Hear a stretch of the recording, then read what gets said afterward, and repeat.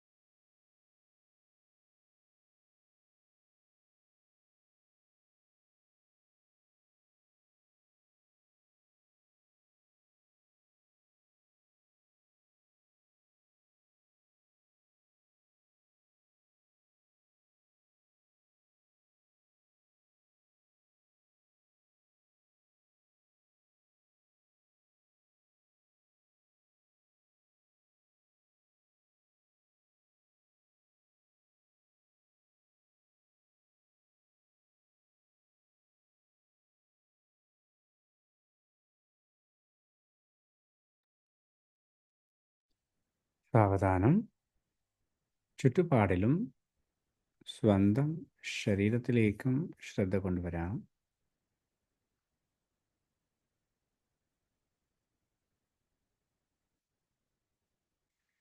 ഒരു ദീർഘ ശ്വാസം ഉള്ളിലേക്ക് എടുക്കാം, പുറത്തുവിടാം.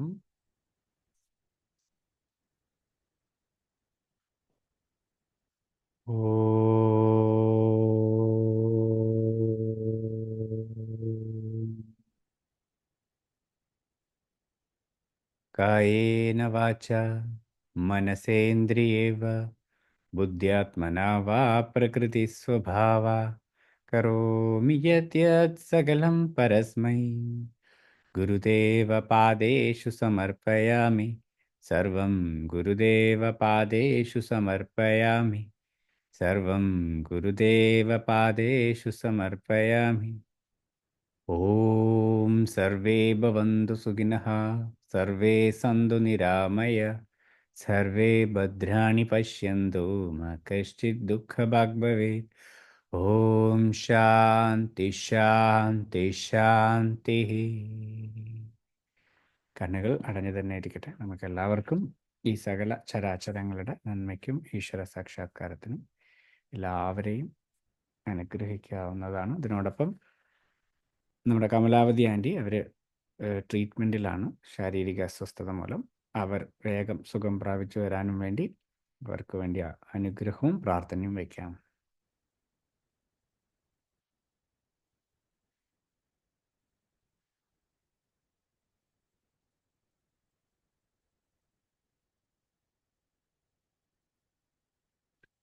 പൂർണ്ണമെന്ന് തോന്നുമ്പോൾ സാവധാനം നിങ്ങളുടെ കണ്ണുകൾ തുറക്കാം.